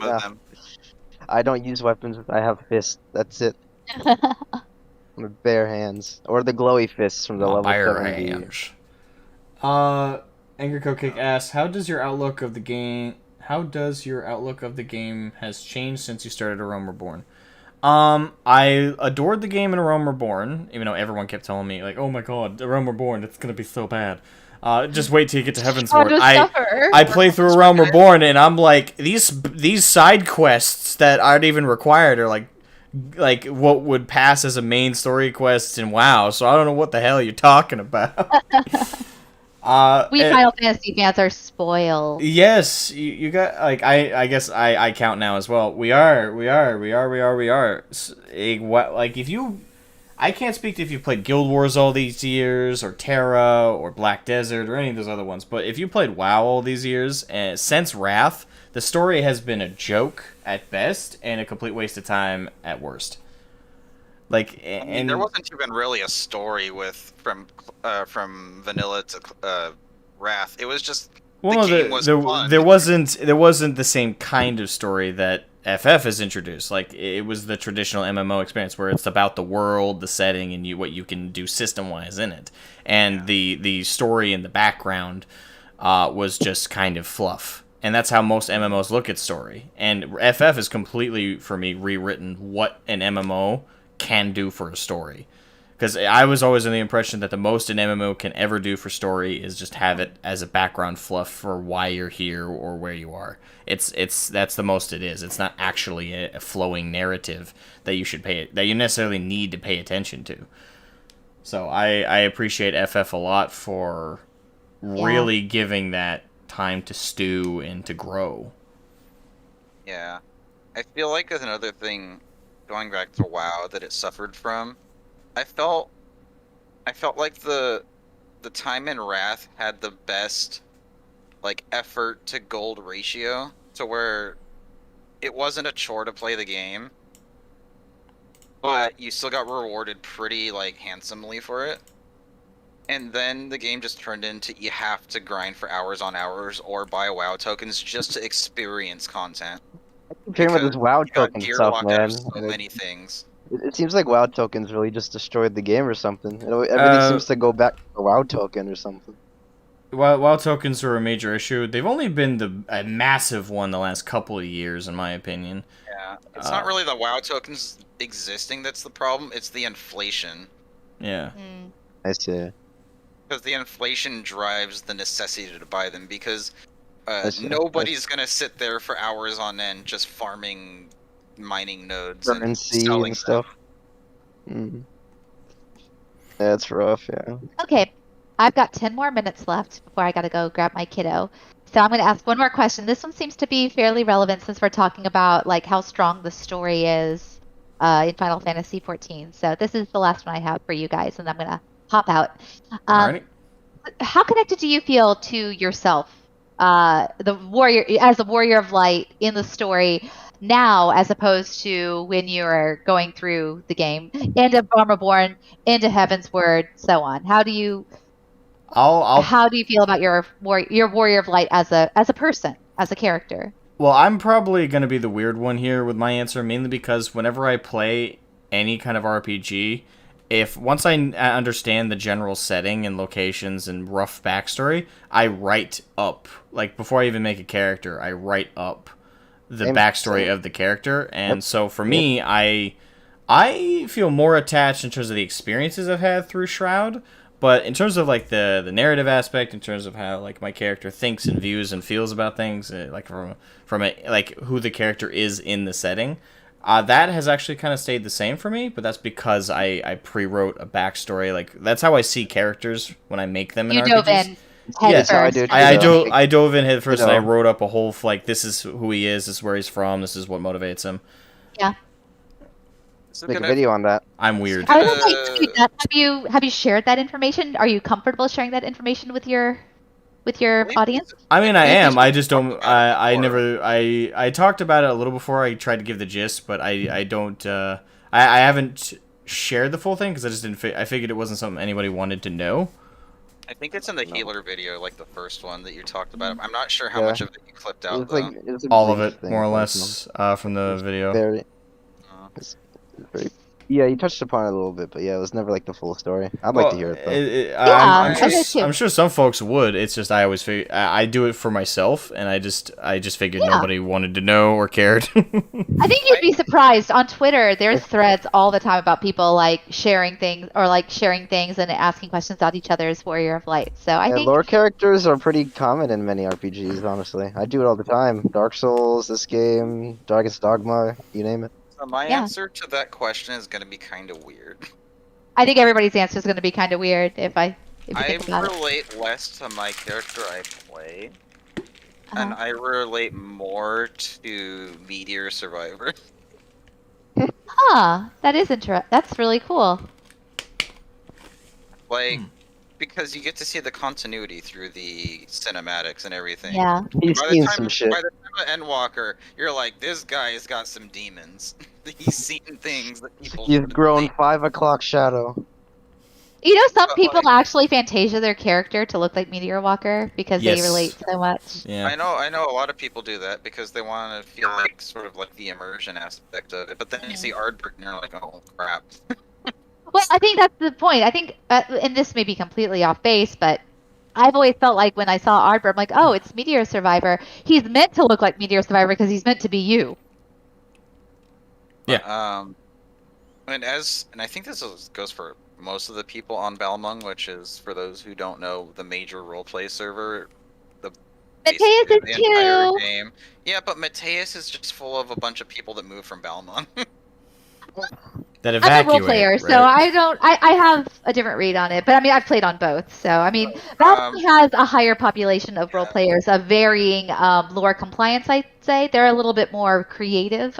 And maybe Very rare. I ought to give roleplay and FF a try because I avoided it like the plague in WoW. Because I well, can teach you if you I want. was happy to as well. I mean, my FC is a heavy roleplay FC. We're primarily Yeah. roleplaying. But, I used to do that, but I think I've probably gotten a bit as too far shied away as from that. as far as like backstories go, you will almost never see anybody just unironically role playing as a warrior of light. Yeah, that tends to be frowned upon in as far as like the greater roleplay community. We could do an entire video Like, talking about roleplay because I would love basically to. like Mary suing your character. Yeah, basically because you're supposed to be like the chosen one. It's like everybody like, oh, I'm Harry Potter. Everyone's No, I'm Harry Potter. and or when something like everyone's that. super, Nobody is. But yeah, that's interesting. Yeah, so I'm actually a role player, and I would love to have anybody do a video on role playing like crystal role players because a lot of people have done like role playing. Oh yeah, go to a nightclub and stuff. I'm like that's not what role playing is on Crystal. Role on playing on ERP Crystal. server. Yeah, I'm like role playing on Crystal is actually like let's create stories that coincide with what's going on with the Warrior of Light. Like, I'm not sure if you're aware, but this has been going on ever since I joined in Heavensward. There is like a weekly event called the Grindstone where it's just like a big fight club Yes. on Balmung. Oh yeah, I'm familiar. When I joined, so I've been role playing since 2.0, but back when Gilgamesh was the alternative to Balmung, because Balmung was always full, and so the spillover went to Gilgamesh. Gilgamesh used to be the other RP server. Oh, how times have changed. That was But never yeah. Balmung's perspective. Balmung's perspective of Gilgamesh was that it was always the try-hard raider server, but the people that actually were on it weren't really good at raiding. So That was the stigma. was that before the split? Yeah, that was before the split. Okay, I think Gilgamesh. Like, if you go back to like the role player forums, what was it? What was it called? I forgot. But the role play forums before they went to the role players of Eorzea. I think that's what it was called actually. It used to be Balmung with Gilgamesh as kind of like the redheaded stepchild of role players. And then they divided everything into data centers, right? And we could start having crossover.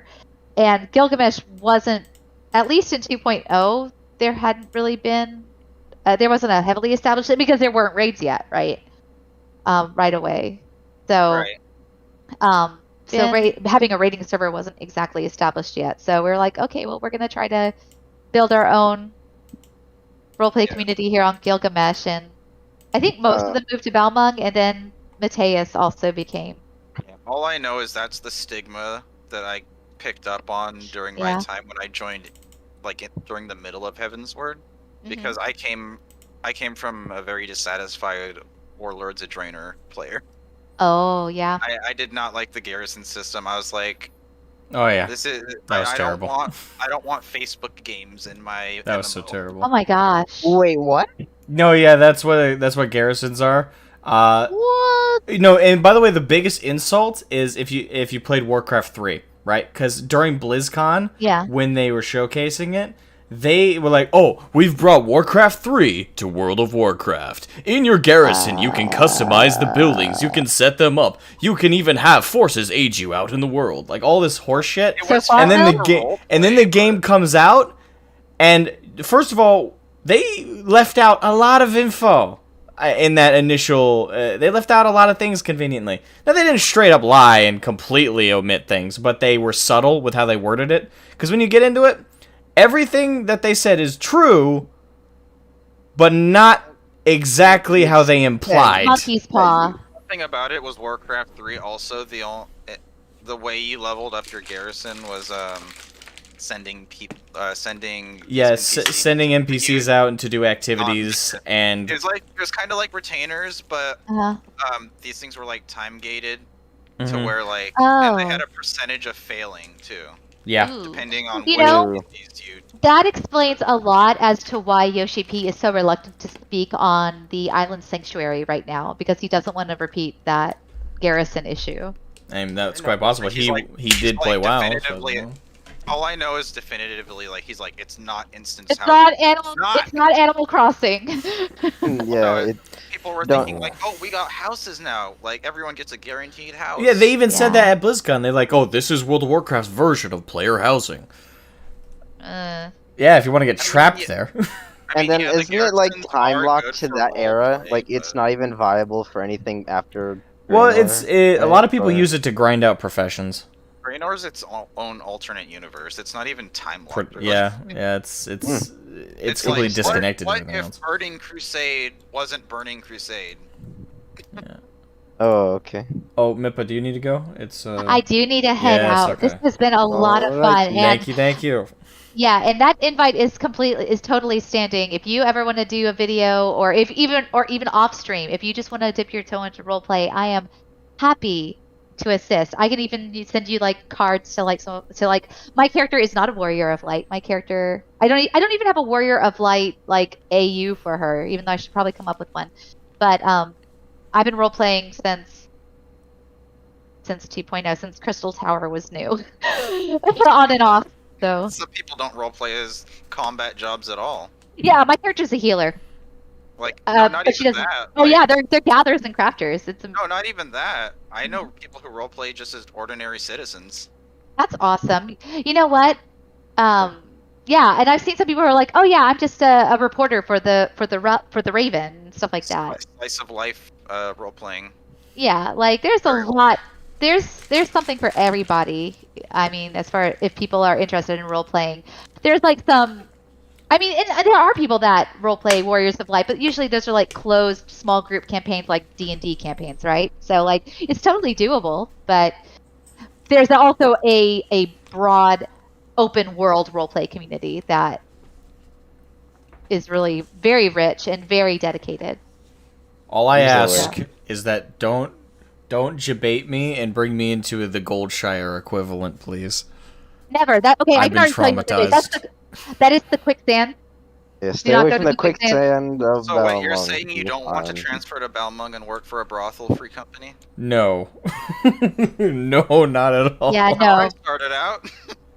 Please, no, my friend of mine in WoW tricked me to try roleplay and brought me straight to Goldshire.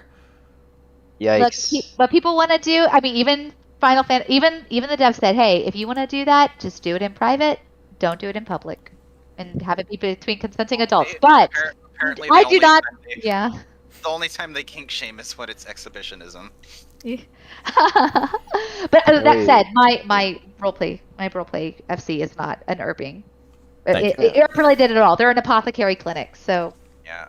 Just You'll loosely find associated. basically outside of the quicksand, the people who do ERP, it's mostly part of character building as well, because Yeah, these it's are plot these are it's plot people relevant smut. people gonna fall in love, people gonna have feelings for each other. Mhm. Sometimes those feelings translate out of character and drama starts, but you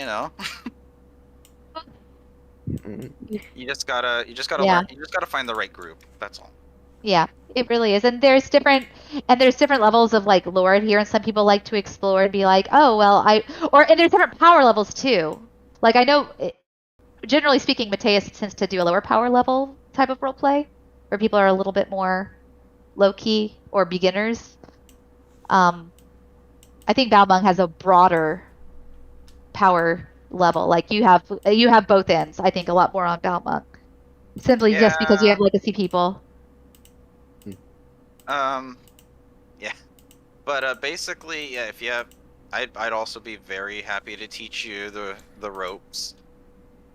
Yeah, it's fun. It's not very difficult to get into, and some races have more leniency with lore because not all is explained. Like Viera can kind of just be whatever they want because not much is known about them at the moment.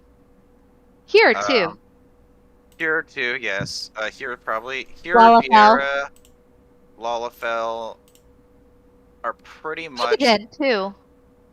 It depends. I mean, it depends on the Rogan. On the sub race you choose. Yeah, it depends on the Rogan. I would say the hardest ones for lower adherency are Zayla and Seekers. Yeah. Zayla, pretty much you have to RP as like you're from a Mongolian tribe, and then you also have to learn what tribe you're from. Yeah. Because there's lots of them. There's one for every letter. The most infamous one is the Garo tribe, and they marry horses. I didn't need to know that. Okay. Well, that's not even a fan. That's not even a fan theory. It's in the lore. Oh, okay. Yeah. Most of the have a good one, Mippa. Thank you. Thank you for indulging me, and everybody's questions and answers were so fun. Don't be a stranger. You feel free to just hang out in VC later whenever you get back if you want. Yeah, I will. I actually have a roleplay session tonight. I'm actually having someone introduce a Charlian Aetheryte engineer into our group. So Charlian Aether. Ooh. Yeah, isn't that cool? What a great concept. I was like, wow, I never even thought of someone playing an Aetheryte engineer. Perfect. Yeah. Listen, but buddy, anyway. I'm an engineer. Yeah, well, have fun with that, and we won't hold you up. Go pick up your kiddo. I will. I'll talk to you guys later. Bye-bye. Bye-bye. Bye. Bye-bye. And so there was 3. There were 3. Alright, chat. How's everybody doing in chat? Sorry, it wasn't a lot of chat interaction. Trying to focus on the group and the Q&A and stuff. But, now, how's everybody doing? I was part of a huge drama in one of my previous FC. That's the reason I quit RP altogether. Yeesh. I've heard about the drama and stuff. What really propelled me off of RP and WoW was A, my friend tricked me into going to Goldshire, but B, a new recruit has blessed our company. Seems like you have a lot of phobias. Zig Hart, well, thank you for subscribing. MMOs from WoW. I wouldn't really call it a phobia. It's more like I would call the healing a way worse experience. I would jump in the middle of ERPing in Coldshire long before I would have healed until recently. Yeah, it's really not as cringy as people make it out to be. Like, and I'm not gonna talk like I'm an expert on ERP or anything, but people give it a worse stigma than it deserves. Because it has its place in storytelling. Yeah, it can be done tastefully, of course. And it's not at all necessary. Like, I know so many people that roleplay is just merchants. People roleplay is, just ordinary sort of like, civilian jobs. Or even just like, a stay-at-home mother. Wow. But it really just depends on what kind of roleplay you're looking for. And if you want fun to, kind, I guess. I don't know the different kinds. Well, there's like if you want your character to be like sort of a fighter, kind of like gets into like sort of combat situations, which is usually kind of RNG dependent. People usually like roll dice, and whoever gets the higher roll gets to sort of get the upper hand in the writing. So they like write their character as getting the upper hand in the fight, sort of that type of thing. Then there's also something that I find pretty interesting actually is a lot of people are like archaeologists. I see a lot of that in roleplay. So they'll do these RPs where they like go around, like, you know how like Tamtara Deepcroft has like this sort of ruinous outside area, and they'll go there and they'll like write, sort of like pretend to like, you know, find artifacts and, you know, Cool. stuff like that. I know. I'd have to look up the etiquette before going You in. And probably have Yeah. to completely rewrite Shroud, and I'm not sure how like open you are to doing that. I wouldn't. I would just make a new Wouldn't you open character. to it? Okay. No, like, well, that's the thing. fair. Like, that's the backstories are rare for my characters. I don't The only rewrite problem them. with new characters, is if you're okay with being locked to like the only beginning areas, then that's fine. But if you want to like go out in the world and like do roleplay in certain locations, you kind of gotta do the main story quest again. Or just pay to skip it, which costs money. Yeah, or that. But Well, you'd do- also have to pay for a level boost as well. That way you don't like get one-shotted by an angry Naga or something like that. Mm. But yeah. Any other sort of questions you got? Oh no, I don't got any questions right now. Questions or hopes for the future of the game? I hope it stays this good or gets better. And I see it getting better. That's for. Is there anything you particularly don't like that the game does currently, other than retainers?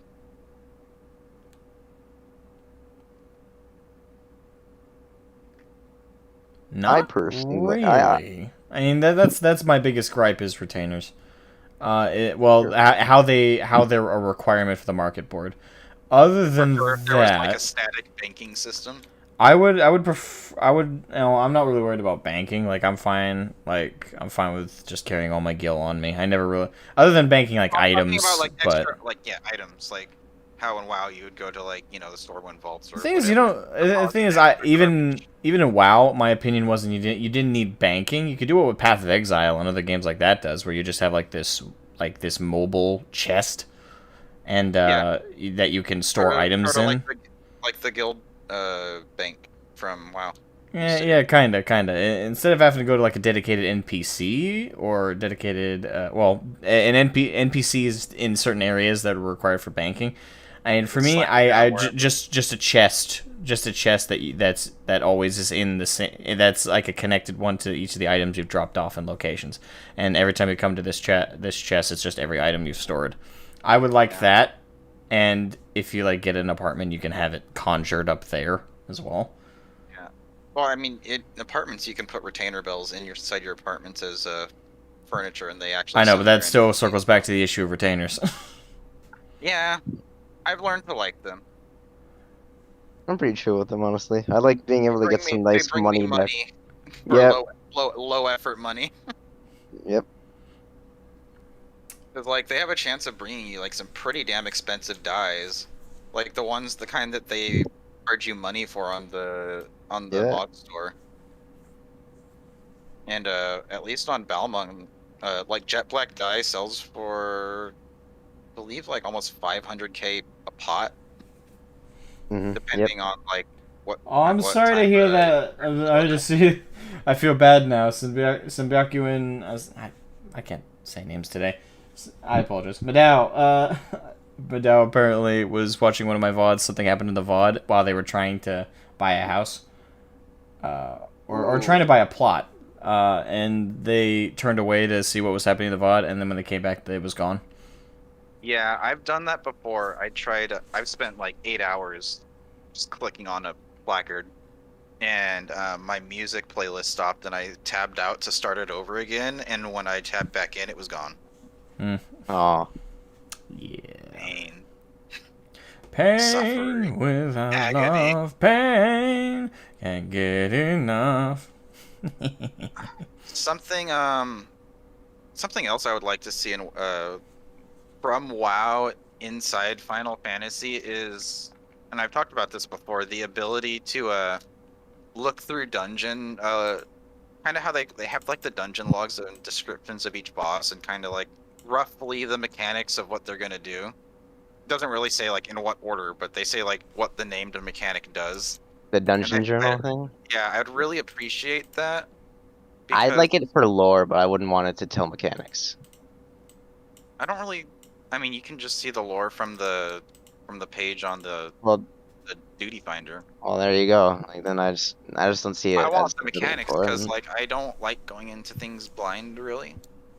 I don't think like it's that big a deal since largely in dungeons you kind of get to eyeball it pretty quickly to figure out. You know, I it's guess. especially because a lot of mechanics tend to be very similar to each other. You know, but eventually you know what a stack marker looks like, what a lot of red and blue markers tend to signify, and it gets like kind of easy because it's like almost like a language you could kind of understand for mechanics. Then you know you get like the more extreme and raid stuff that has unique mechanics that you have to learn, but that you know is just kind of a learning process in its own right. Also, fair it enough. does teach the community patience. Like, if you've done this dungeon 101 times, but a newbie... Oh, fuck. No. Heh. Good thing I saved.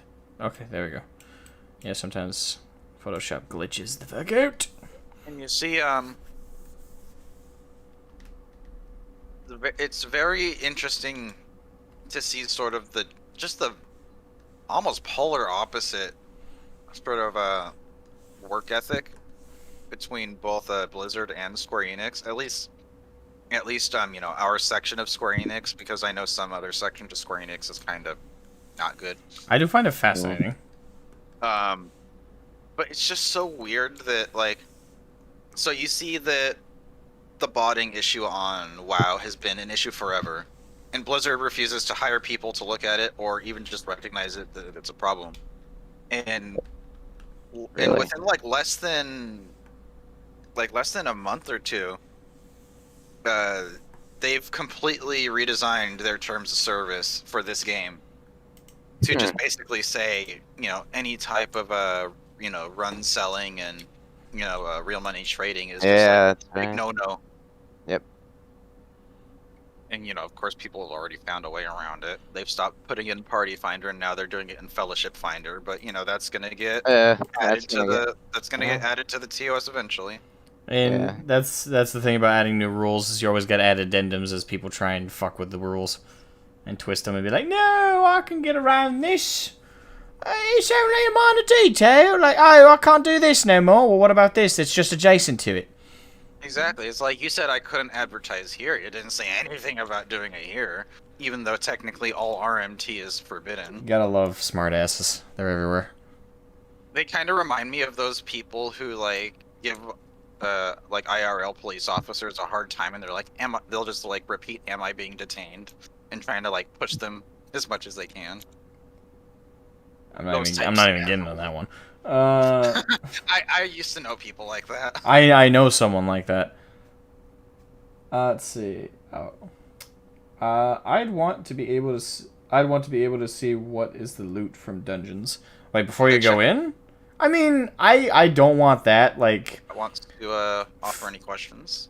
I personally wouldn't want that specifically, because for me, that kind of is almost, how should I put it? I guess if you're not interested in like feeling like you're actually in a fictional world and stuff like that, and you just want the game to like tell you everything, then I suppose this is a moot point. But for me, if you were told, like, if there was like this preview that popped up before you went into a dungeon that went, okay, here's the mechanics and here's the rewards, for me that kind of takes out the fun of doing it. Like, sometimes the fun of doing a mechanic and doing a dungeon and doing stuff like that is experiencing it fresh. You know, is like the mystery of it. Like if you were actually in this position, you wouldn't walk into a dungeon knowing what's gonna happen. You wouldn't walk. Okay, well, maybe then not that exactly, but maybe it gives you. And I think the way it works right now is perfectly fine. Just if you want to know if you want to know the mechanics, just pull up on your phones, because there's YouTubers out there who are dedicated to just explaining rotations, explaining mechanics, and explaining dungeons. There's a girl on YouTube. I feel bad not because I've watched her videos a couple times after I've tried to done like a trial or a dungeon a couple times, and I just wasn't getting the mechanics. So I looked up her videos. I feel bad that I can't remember the name right now. But there's this lass on YouTube who just basically runs through like, hey, if you're running tank, this is what you got to keep in mind. MTQ or that's her name. MTQ something. I don't know. MTQ Capture. Maybe. Yeah, that might be it. I don't know. Yeah, MTQ Capture, the guide lady, I guess you can say. Yeah, I just know that it's a lady, and she runs through pretty intuitively like the mechanics of the encounters, the dungeons. I think it's fine to just leave it like that. I mean, that's one thing that I think the devs don't need to worry about adding in some system or another. Like, if you really, really want to know how a dungeon or an encounter or a mechanic is going to be before you go in, I feel like leaving it to content creators like that is pretty damn good. Just let the community do it. It's one of those things where I don't think that they're putting the onus on the community. I think it's one of those things where they allow the community to kind of... It's another way to allow the community to kind of interact with itself. Now, it gives you another reason to kind of look up other people and like talk to other people and check out videos and stuff like that. Like I feel like if they added in a convenient system where you just, you know, oh, here's the explanation, that would take that away. Maybe not that handholdy then, but so you know how bosses have several attacks that are named, but some of them aren't, you know, as bad as others. Maybe have like a list of attacks to, you know, like if you see this happening, you should just probably start paying attention. Like it won't explain it to you, but it's like it just gives you the name of their special ability or attacks that are particularly dangerous. I don't know.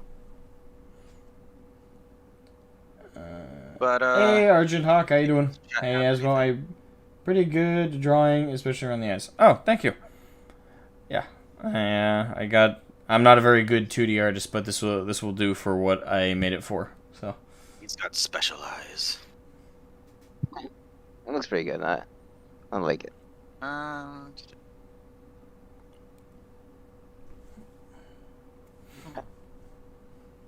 Yeah, I'm not particularly certain how I feel about the way that they're tackling the housing situation. The lottery system. Yeah. I mean, in my opinion, the only reason why it's improvement is because now you don't gotta be there. You know, like you used to kind of have to just be spam clicking on, you know, the placard hoping to God that you're the one who can like buy it. So how exactly does it work? 'Cause I haven't done too much research. I just know roughly how it works. Can you put more than one submission in? Well, I think how it's working now is you can, like, you know, if there's like an available plot, you can kind of put your name into it, and it'll just kind of be like a little raffle that will just kind of choose between who. That would be an excellent gill sync if you could put more than one ticket.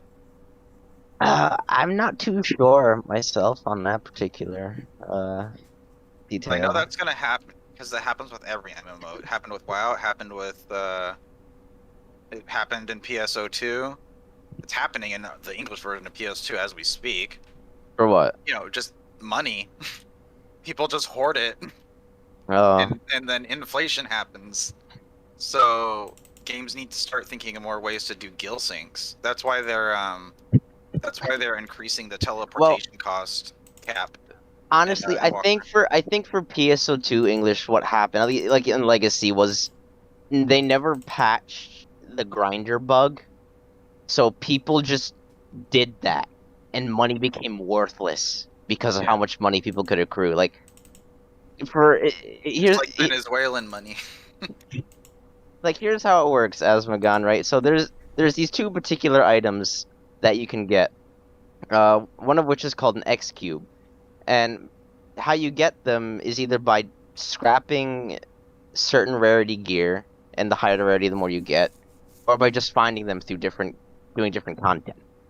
And you hoard these things called X cubes, and there's a vendor that deals with them, and you can turn them in X cubes into these items called grinders, which you can use to level up weapons. But you can also just sell them. Now on their own, they're kind of worthless, but a full stack can go for quite a few hundred K of the in-game currency.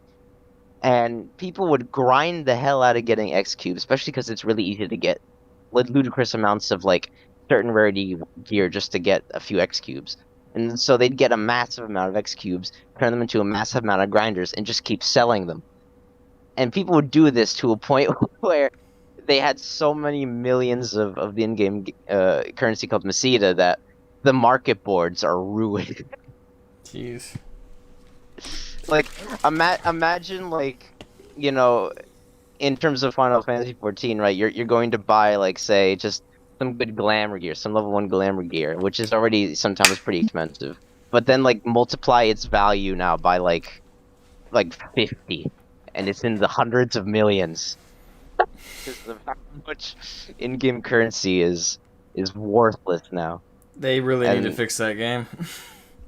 Well, I PS2 do- PS2 Legacy is done, right? NGS is now what Okay. they're focusing on. It sounds like it So- had a mercy killing, if that was No. going on. Like, you can access both. Like, here's how NGS works. It's part of PSO2, and you could switch between the old game, the old engine, the old ways, and go into the new game, the new engine, the new stuff. Just through going through a quick little server hop. You know what I You can found? choose. You know what I actually kind of related to the whole currency issue. Remember when Gallywix got caught doing RMT? Actual lore-friendly RMT. Yeah. Do you remember that situation? It wasn't that long ago. I think it was like last year, actually. Yeah, I believe so. I believe I saw Asmongold cover it.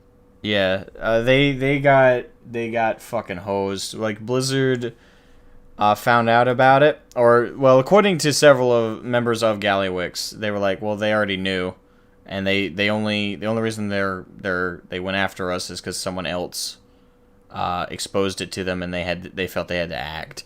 So depending on who you believe, Blizzard already knew that Gallywix was doing RMT. But See, Blizzard wanted you to do RMT their way, so they got the money instead. yeah, and with Gallywix and that situation, whenever the topic of RMT comes up, I remember back to that situation and like the horrendous, for me anyway. There's the amount that they were getting away with. Like they were making, some members of Gallywix claim that they were making thousands of IRL dollars. Like they were almost doing it full time. It's very lucrative. It was almost full time. They were selling gold to people, but in terms of like how it affects like the greater economy, when they got caught, all of the gold that they had was seized and deleted. And to this day, I can't remember if that affected the in-game economy on their server at all. I don't think it did. Like it was weird. Like the economy remember didn't the go name of up the or guild. down. I can't remember the name of the guild, but didn't one of the big raiding guilds like basically fund one of their progression raids with Gallywix? Method. I think Method was. I think it was Method. Yeah, I yeah, think it started with an M. I'm pretty sure it was Method. They basically tried to buy World First with the gold that they loaned. That Gallywix loaned them, but according to Gallywix, there was no RMT in that situation. That they bought, that the gold that they were loaned, they bought back with IRL. With in-game gold. There was no RMT in that situation. It was still Gallywix who were doing RMT, but according to Gallywix and according to Method, again, I believe it's Method, No IRL money was. there was exchanged. no dollars exchanged. It was all in-game currency. It was like, hey, we need this amount of money for this, and this. Can you lend us the gold? And they loan sharks. They're like, yeah, we'll loan you the gold, but you gotta pay it forward. So with interest, they took the gold, and then apparently Method, the whole guild of Method, worked their ass off and earned enough gold to pay back what they owed with interest. That's what both sides have stuck to for the story.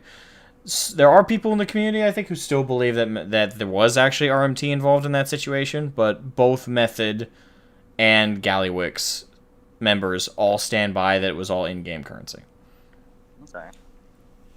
So, going back to our WoW comparisons, what's the hardest thing you had a time getting used to after switching from this game? Aesthetic? Or from that game? Aesthetic. Really? Yeah, Not even. it's Not even less just, that... like, the mechanics. Well, the mechanics I loved. I wouldn't really call that a hard time. It was more like, oh my god, there's actual mechanics in this. I had a hard time stopping clicking on bodies to loot them. I actually liked that. I didn't even notice that I just thought, for a little while, I just thought enemies didn't drop loot in this game. But then I started realizing, oh wait, they do. It's just not all of them do, and it's automatically just into your inventory. So I really liked that, but that didn't throw me off at all. It's just like when I realized that's what was going on, I was like, oh, okay, that's cool. I don't have to click on them. At least it's just for the crafting ingredients, and it's not like Blizzard, where it's like, get me 15 bear asses, and only sometimes they drop. Yeah, I don't know why, but that's like always the go-to example: 15 bear asses. 15 bear asses, 10 bear asses. Usually, it's a strong. It's because it's just the perfect comedic example that's accurate. Like, it's a bear, it's got to have an ass, but yet it didn't drop. What you mean? Lunatic says it was the GCD. For me, like, the GCD scared me at first. I was like, wow, these abilities take a long time. But then, like, after my first couple, like, I want to say, like, by, like, level 20, I started being like, oh, never mind. Because the thing is, if you look at the GCD, just the GCDs between the two games, you're like, oh my god, it's like, this is insane. It takes forever to do anything in FF. But if you actually play it, WoW rogue main. Yeah, if you actually play it, you realize, oh shit, that's not the case. Like, that's not the case at all, because everything is scaled to that GCD. So you actually feel the tension with that way. Like, the GCD does not feel like a slog at all in FF. I especially like how FF deals with it too. They introduce you to your class slowly, and then they drip in OG off global cooldown abilities here and there to get you used to, like, weaving them. So by the time you, like, get to a certain level and you have multiple, you're not like, I got all these abilities, how am I all supposed to press them in the correct order at the same time? Alright, I gotta go. I gotta go get food. Okay. Oh, Okay. Well, I'll see you later. Possibly. I'm gonna try and get the machinima underway tonight, so I may end up doing that for the rest of the night. Okay. Well, if you can you at least hop in VC, because I do have some other off-topic things I wanted to talk to you about. But you've been kind of away. Okay. It's not relating to, like, the game or anything, really. I just needed to talk to some things about you. About me? Not about, to you about, sorry. Okay. Well, Right. I will try and do that after I eat, because once I get working on the machinima, I don't think I'm gonna be able to take a break from that. So anyway, thank you guys so much for watching. Thank you to Mippa / Melissa for the Q&A. It was very fun, and I hope everybody has an awesome time. And anyone watching the VOD, feel free to leave the answers to the big questions you liked in this Q&A in the comment section of the VOD. I'll check to see if anyone does that, and I'll be curious to see if what kind of responses there are. But anyway, have a good one, guys. And if I'm not streaming tomorrow, it's because I'm trying to get the machinima up. But I will catch you guys tomorrow in some capacity, hopefully. Have a good one, everybody.